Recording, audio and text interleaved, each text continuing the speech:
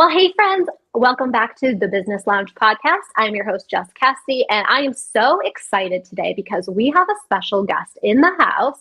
We have Lexi Rector, who is the owner of Archer Growth, and we're going to be talking to her today all about social media and branding and everything that kind of goes into it. So let's get started.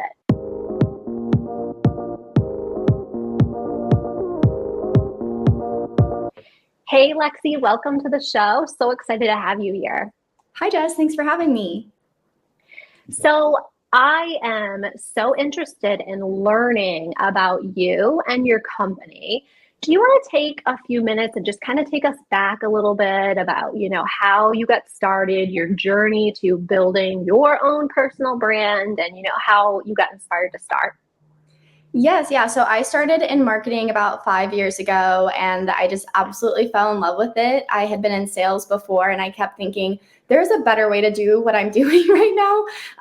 And then when I went on maternity leave, I asked if I could run their social media accounts, and I put together my first marketing strategy and just absolutely fell in love. And it was something that came very natural to me. And the more that I learned about it, the more that I decided I wanted to make a career out of it. So I got really lucky. I worked my way up into leading marketing there. And then I worked at a couple other companies, getting into tech startup and having a demand generation background, which means that everything that I'm doing is tied back to revenue and really being able to bring the data that backs up what I was pitching. And so yeah, that's how I got into marketing. And then I was working at a tech company. I got laid off from my job in December, and I decided that I was going to go ahead and try to launch my own marketing agency because I was a little bit jaded on tech and didn't want to go back into tech. But I also wanted to be able to work with multiple businesses. And I knew that that meant that I was going to have to start my own business, which I never wanted to do, but it has worked out really, really well. I have a lot of amazing friends that are small business owners, entrepreneurs. So I immediately had some clients, and now I'm actually going out and getting new clients. I love that. That's so exciting. And, I really, preach to everybody about, following your passions and creating a business around that. And sometimes we need the push about, getting, laid off and everything. Sometimes you have to take those bad situations and be that, turn that into your opportunity.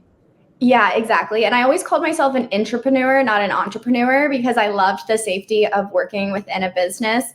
And that's why I never built my own brand, never did anything. I really loved supporting other people's businesses. And it's really nice because, as you know, like working with marketing, you get to support other people's businesses at scale. So instead of just working with one business at a time now, I can have an impact on multiple businesses, and that's really, really cool. And it's definitely kicked up my drive and that, yeah.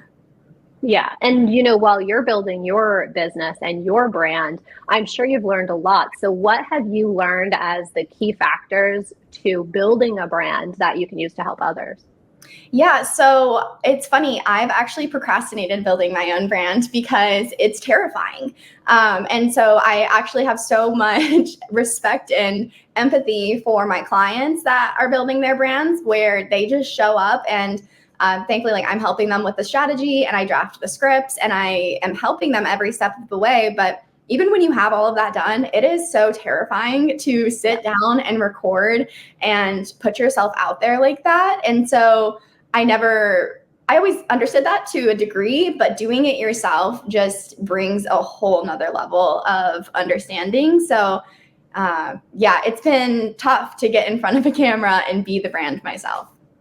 Yeah, and it's also a big learning curve, I think, for a lot of people, of how much your branding and story are personal. Like, how much of, your personal life do you share to connect with others? And, in today's world, everybody really wants everything that you have to give. They don't want you to, be behind the camera. They want to know who you are and what you're doing. So that's really hard.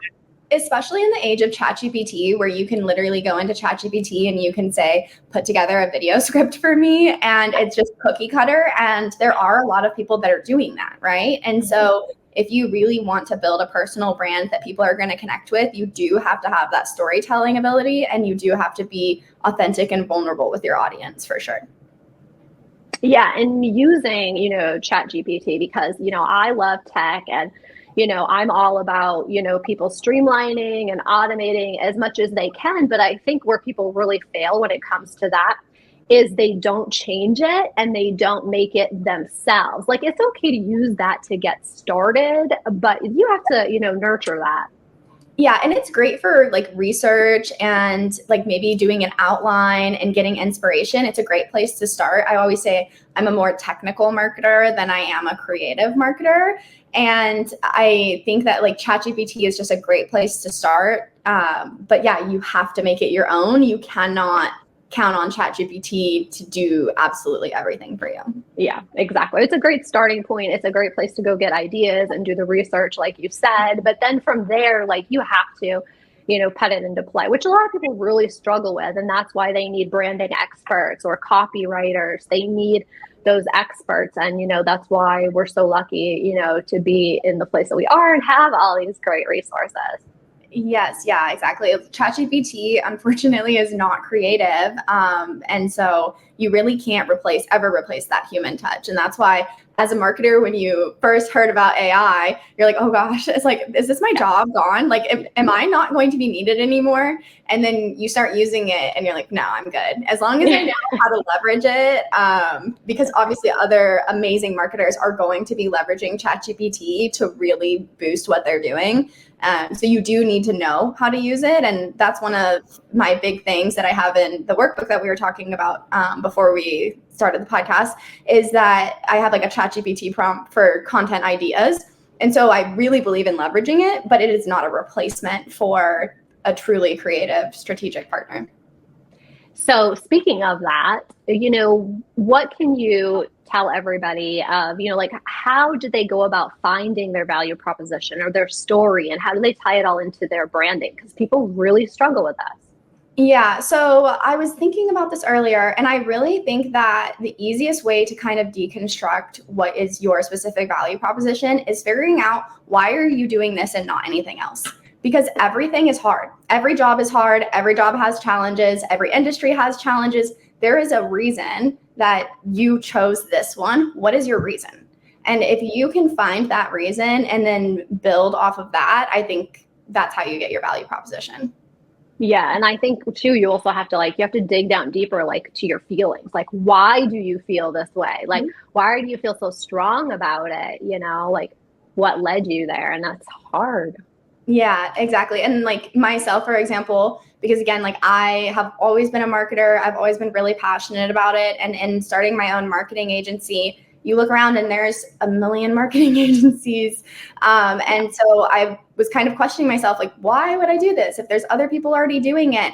And I realized that, again, it goes back to, I want to be able to help as many small businesses as possible. I want to have an impact on businesses that wouldn't otherwise have that without me. And so that is my value proposition, is that I truly care. And I really want to make sure that I'm not just a marketing agency that's coming in and saying, you need to run this number of ads and we're going to take 10% and we're going to charge a $2,000 like management fee. I want to take a step back. And if I don't think that you're ready for ads, I'm not going to tell you to spend money on ads. I won't take a client on if I don't think that it's actually going to benefit them, because marketing doesn't fix a product problem. Marketing doesn't fix an operations problem. So I feel really, really passionate about going in and truly serving the businesses, which I think sets me apart from other marketing agencies that just want to run marketing.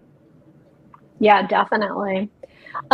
Speaking of marketing, and obviously that brings us to social media, I think that another thing that people really struggle with is deciding, which platforms to be on, how many, and how to figure out where their clients are. Yeah. So I think the easiest way to figure it out is just to ask people, which is kind of the scariest thing sometimes. And there's all this tech, all of these tools, and you can pull up the demographics. You can ask ChatGPT, right? Like ChatGPT could do that research for you and could give you a starting place for you to go and do that. But what I have found is just asking people, whether that's your customers, your ideal clients, you could go on LinkedIn and try to just have conversations with people and find out, like, what are you reading? What are you interested in? I'm really big into intent channels, like figuring out what is the intent of those people, because just because they're on a platform, if they're not there to try to find a solution to their problems, they probably will get annoyed if you start selling to them there. So it's really important to figure out not only where they are, but what is their intent when they're there.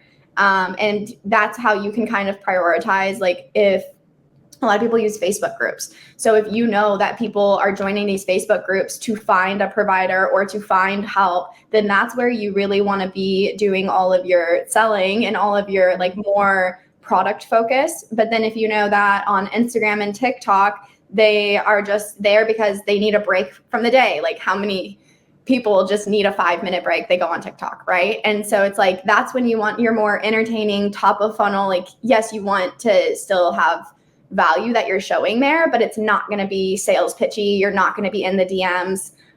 So yeah, it's really important to talk to people and not just find out where they are, but what is their intent when they're there. Yeah.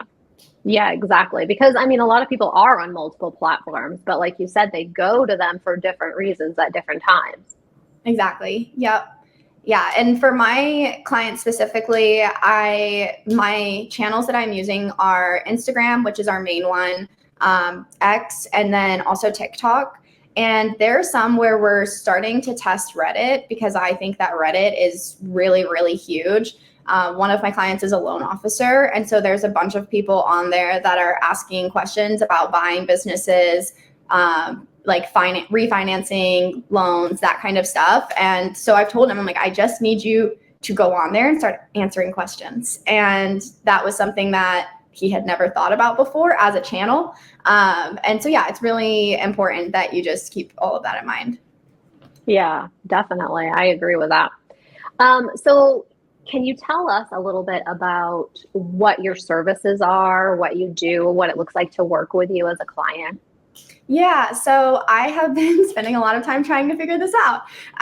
So I really like the fractional CMO model. So basically, if you are a business that knows that you need to invest in marketing, you aren't ready to invest in a full marketing team, but you really need that comprehensive marketing strategy and execution, I can come in as your fractional CMO. So basically at a fraction of the price that it would cost for you to have a CMO.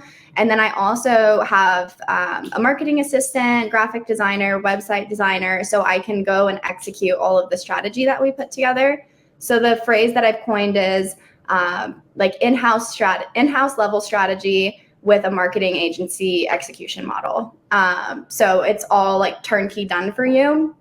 But back to my like really big mission in helping as many businesses as possible, I wanted to open up my offerings for people who couldn't afford that, because it's less expensive than having your own marketing team, but it's not inexpensive by any means. And so I also put together a do-it-yourself. The workbook that I have, the freebie, is kind of my MVP, I guess, of the courses that I'll be putting together that eventually will be paid courses, and they'll be do-it-yourself courses. So they're perfect for people that are just starting out, or even like junior marketers at a company, I think could benefit from it. If you don't have any experience, it's everything I've learned in the last 5 years, all of the frameworks that I use internally, and it's all there for you to go and use. And then the additional layer of that, so the step up, would be the do it with you, which is access to the courses and then coaching calls with me as well. So I can help you. And obviously with marketing and any type of business strategy, it's going to be really specific to your business. It doesn't matter if it's specific to your industry. Your business is going to be different, and the things that you're going to need to do are going to be different. And so I really like having the do it with you, because then it allows me to tailor, like, oh wait, actually ignore that and add this. And I would be able to do that for them at a way cheaper rate than if they're using me as a fractional CMO. Yeah, and that's what I was going to ask you. So the packages seem like they have to be pretty much customized for the individual and their end goals, really. Yes. Yeah. Yeah. And that's why it was so hard for me to figure out that messaging, because I didn't know how to message that I'm a consultant, but I'm also a marketing agency, because I can do absolutely everything for you. That's the benefit of me being a marketing team of one for most of my career, is I'm a pretty good generalist, but I'm not a web developer. I'm not a designer, and I outsource those things because I want my clients to get the level of production that they need and not just what I can provide.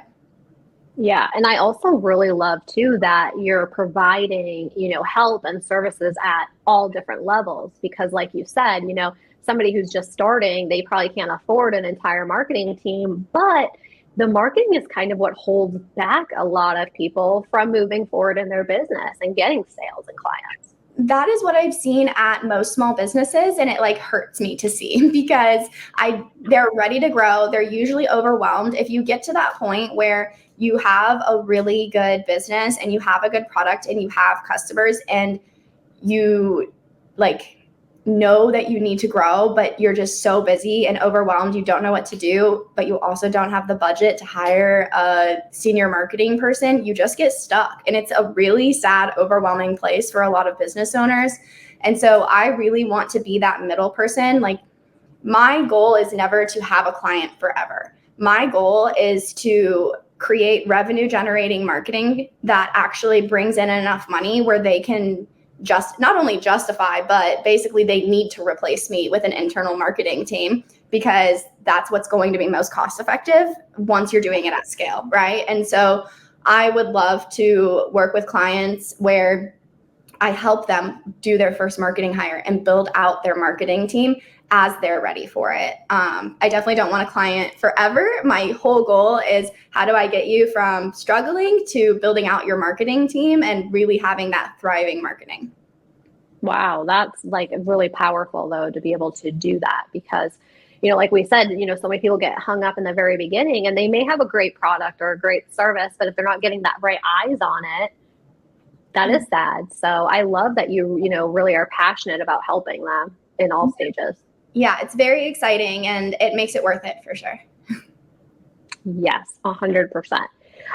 So can you talk a little bit about the marketing and the social media and stuff? I know you are very well versed and know so much about it, but what can somebody do, to position themselves, with their branding and, deciding on the social media platforms to be on? Like, how do they get started of tying it together? Yeah, so that was exactly why I put together this work, the Purely Organic workbook that I have, because it takes you through. So basically, I've broken it down into let's say 3 stages for the strategy. And this, full disclosure, came from a coaching mentor that I have. Her name's Susie Crawford. She's amazing, and I've always done topic clusters, which, if you don't know marketing, topic clusters means that you're focusing on specific topics that you create content around, and all of your content works together. So I've always believed in the topic cluster model. It really works for especially B2B, but in doing my own marketing agency, I really want to work with B2C and D2C companies.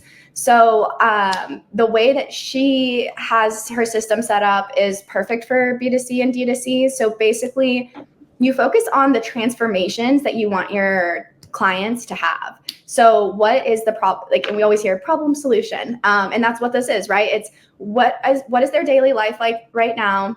What are they struggling with? What is hard for them? And then after they work with you, what does their day look like? How does that change for them?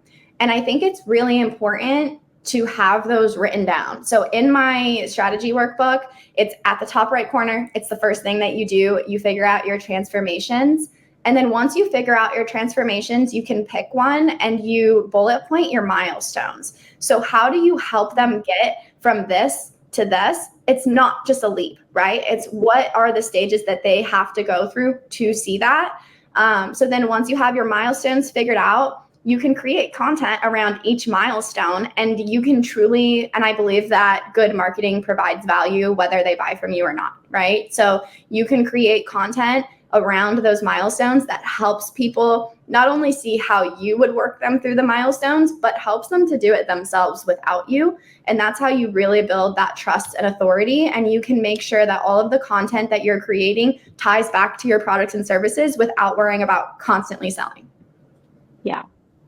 Yeah. And I mean, a lot of times, like, you can help people, solve a couple of those problems and everything. And you want to always be coming from that place of value, but maybe later on, they'll reach out to purchase something else for you and connect.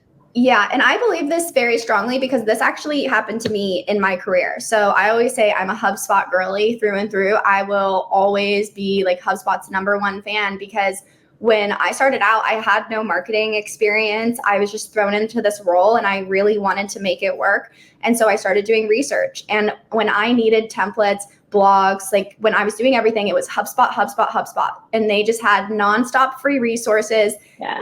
HubSpot is just amazing at this, right? And so I used them for 2 years. And then my company was really happy with me and decided to partner with 2 other companies to basically co-op a marketing agency that I was running. And at that point, I had more budget and I needed a better way to manage. I was using Hootsuite before. And Hootsuite is amazing, but when you have 3 companies or you have like a larger scale system, you do have to use something else. And I got on a call with a HubSpot rep, and it ended up being a $75,000 deal. And I was like, we're using HubSpot. You don't have to sell to me. You don't have to pitch to me. I have been advocating for HubSpot for years because HubSpot helped build my career. And I wouldn't have been able to get where I was if it weren't for HubSpot's free resources. So that is proof that if you just support people, they will be your #1 fans. And as soon as they can buy, like I said, they got a $75,000 annual contract out of me. Crazy. So, yeah, it works. And I believe in it. And that's what I want to do and help my clients do as well.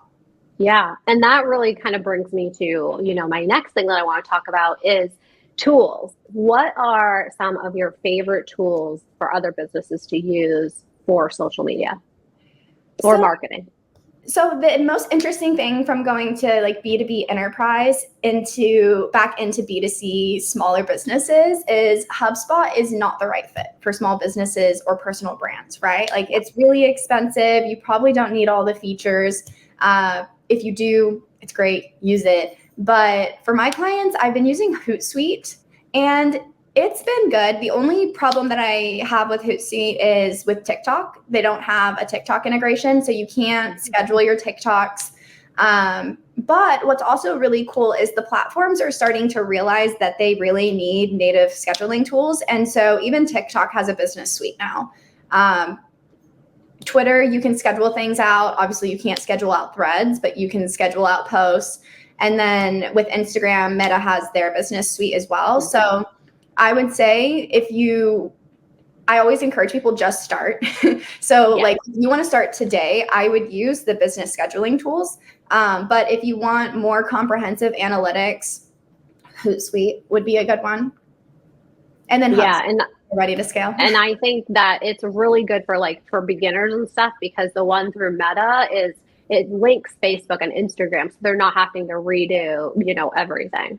Yes. So and I'm a big fan of ads to support organic. I don't think you should ever run ads without a comprehensive organic strategy. So it is nice that in Meta's business suite, it's all in one. And so, I would say using the business suites, they have a lot of resources around them as well. But then outside of just like the content scheduling, and analytics, I would say my favorite tools, obviously ChatGPT. Like I use ChatGPT constantly. It's amazing. I found a really cool video editor called Opus AI, and I've used this for all of my clients' videos where I do a rough edit of trimming the videos and then you upload it in and it automatically does all of your transcriptions. You can add B-roll in automatically. You can resize it for each platform. So that's probably one of my favorite tools. And then I have one client who is not great at writing down his thoughts. He always wants to speak them, right? And so he'll send me voice memos, because one thing that I'll say is it's really important to just work with what you have and know your strengths and weaknesses. And his is speaking. And so he'll send me voice memos, and I have this app, I think it's called Transcribe, and I just upload it, and it automatically will either summarize it, enhance it, make it better, outline it. There's 20 different options that you can do, and it makes it amazing for me because I can take his voice memo, it's automatically transcribed, and then it reformats it in a way that I can then go and use it to figure out, okay, how are we going to use this in our content? Yeah, definitely. And I love that there's so many, multi-purpose platforms and stuff out there now. I will say that one of my favorite social media schedulers is Metricool. I don't know if you've used that one. No, but I am in a testing phase, so I'm But really you can do TikTok on it. Oh, really? Okay. So And you can schedule. You can. What's that? Can you schedule TikTok stories? I don't know if you can schedule TikTok stories. I'll have to look at that, but you can do stories for Facebook and Instagram. You can do reels. You can do posts. You can do LinkedIn, Pinterest. Okay. Pretty much everything. And what is also really cool about it, if you're an agency, you can put multiple brands in there and have different accounts, and they're all separate. So that's what I use it for. And obviously, like the insights and the algorithms, you can see all the insights in there, which are really great, the analytics. Yeah, that's amazing. What was it called again? It's Metricool. Metricool. Okay, awesome. Yeah, I will definitely try that. I am in a testing phase right now for one of my clients because I'm in this amazing marketing agency coaching program. And one of the girls was talking about how at her agency, they don't schedule anything out because she has a theory. I don't know where she got this from, but she has a theory that if you schedule out posts, the algorithm punishes you, and that the platforms want you to be posting in their apps, even if it's their schedulers. And so having my marketing assistant and having VAs is the best thing to ever happen to marketing agencies. But having her, it would allow me to offer that as a service instead of scheduling out. So we're testing that on one of our client accounts as well to see if we can get a significant amount of reach compared to last month using the scheduling tools. But yeah, I'll definitely have to look into that. Yes, and I have definitely heard that, all of the platforms definitely prefer you to be on there using their own scheduling systems. And I think a good way around that is, if you are consistent with your scheduling of social media, to go ahead and schedule it out for a whole entire month. But then maybe once a week, go in there and organically post or do, a reel that's like inside the system or something to kind of cover all aspects a little bit. Yeah, I really like that idea. Yeah, it's fun talking to marketing people because there's just so many different things going on that unless you're talking to people, you really have no idea. And that's another reason that I think working with small businesses is so important, because you can technically follow a workbook, follow a strategy. But if you're not in the weeds of the marketing world, you're not going to know what's going on with all of the algorithm and platform changes. Yeah, and it's also like, people have a preference over which ones they want to use, what they like best about them.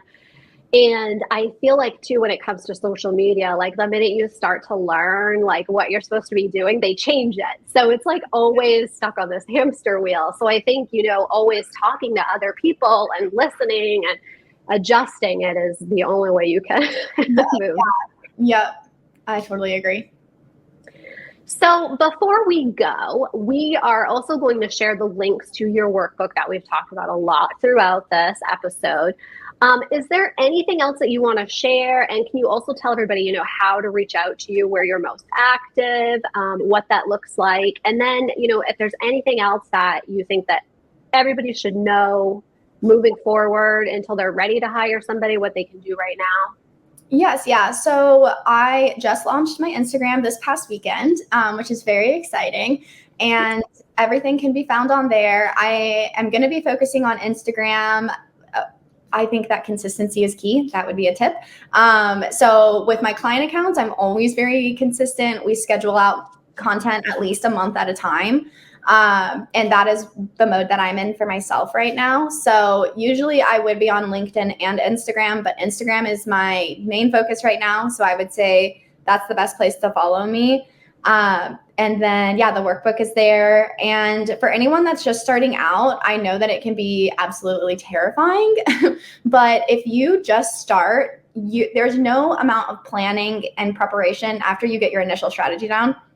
You don't need to keep planning and keep preparing and keep doing it. You just need to do, because there's going to be things that you're going to run into. There's going to be problems. You're going to learn from doing. So it's really important to just get started. Every marketer can tell you they cringe at their first couple of posts, right? Like you look back on your old content and you're like, that was my first email. That was my first website. Like, it's embarrassing, but it gets better by doing. So I would say just start and don't be scared of looking bad or weird. Like, it's really, really brave and amazing that you even are trying. And if you keep trying, you're going to get better over time. Yeah, I love that. It's such an important message. You just got to get out there and you got to do it. Even if it's doing it scared, you got to do it and get over it. And, one of the things that I like to tell people too is I'm like, if I do reverse psychology on it, and I'm like, you're actually doing other people a disservice by not putting yourself out there and sharing what you were meant to do with everybody else. Yes, exactly. And that's where it comes back to what we were talking about at the beginning. Like, how do you find your unique value prop? And it's like, there has to be a reason that you're doing this. So keep your eye on that reason. And yeah, it's really important. Like, you have a gift to share with the world. So go share it and help as many people as you can. And social media is a great way to do that. Yeah, definitely. 100%. I love it. Well, thank you so much, Lexi, for joining us today. It's been a pleasure to have you. Thank you. And thank you, everybody else. And we will see you next time. Bye.